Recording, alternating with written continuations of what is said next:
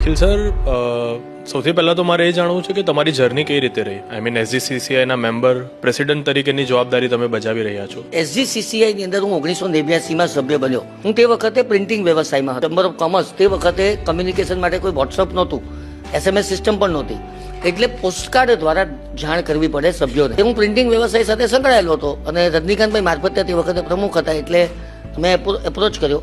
એમણે મને પહેલું કામ આપ્યું અને તે 45 રૂપિયાની અંદર મારે 1000 પોસ્ટકાર્ડ પ્રિન્ટિંગ કરી આપવાના. એટલે મને કહે કે તું ચેમ્બરનો ભાગ કેમ નથી બનતો? મેં કીધું કે ફી કેટલી છે? તો કે 3000 રૂપિયા. મેં કહ્યું પણ એટલા બધા રૂપિયા અત્યારે મારાથી સ્પેર થઈ શકે એમ નથી. તો કે એક કામ કર, અહીંયાથી તારે બિલ લેવાનું તું બંધ કરી દે અને 3000 રૂપિયા જેટલું બિલ તારું થઈ જાય એટલે સામસામો હવાલો આપી દે. મેં સ્વીકારી લીધી. 3000 રૂપિયા જમા થયા અને હું સભ્ય બની ગયો. ચેમ્બરની જે ચકાચોંધ છે, એટલે ખરેખર જાતમાં સમૃદ્ધિ જે છે તેનાથી અંજાયેલો હતો. મોટા માણસોના સંપર્કમાં આવવું, એમની સાથે વાતચીત કરવી, એના વાઇબ્રેશન્સ પ્રાપ્ત કરવા. ત્યાર પછી ફરી પાછું 2015ની અંદર હું ચેનલ સુરત જ્યારે ચલાવતો હતો એ મેં વેચી.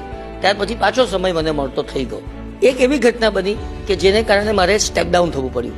પણ સ્ટેપ ડાઉન થવાને કારણે મારા મનમાં જે આક્રોશ હતો તે ભડકી ઉઠ્યો અને નક્કી કર્યું કે આ સંસ્થાના સર્વોચ્ચ પદે હવે મારે પહોંચવું જ છે.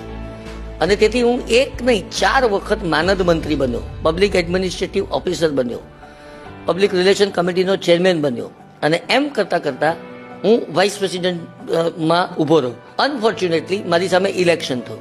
ઇલેક્શન પણ લડી લીધું. લોકોના સહકારથી લગભગ 453 મતે હું જીત્યો પણ ખરો. તો મારા વ્યક્તિત્વને એક બીજો નવો ઓપ મળ્યો આ ચૂંટણીને કારણે અને હું ઇલેક્ટેડ વાઇસ પ્રેસિડેન્ટ બન્યો. અને પ્રમુખ પદની અંદર બિનહરીફ એટલા માટે કે એ પરંપરા છે સંસ્થાની કે ઉપપ્રમુખ કોઈ એક વ્યક્તિ બને તો એને ઓટોમેટિકલી પ્રમુખ બનાવવાનું, એની અંદર કોઈએ હરીફાઈ કરવી નહીં. એન્ડ તો આઈ બીકેમ ધ પ્રેસિડેન્ટ.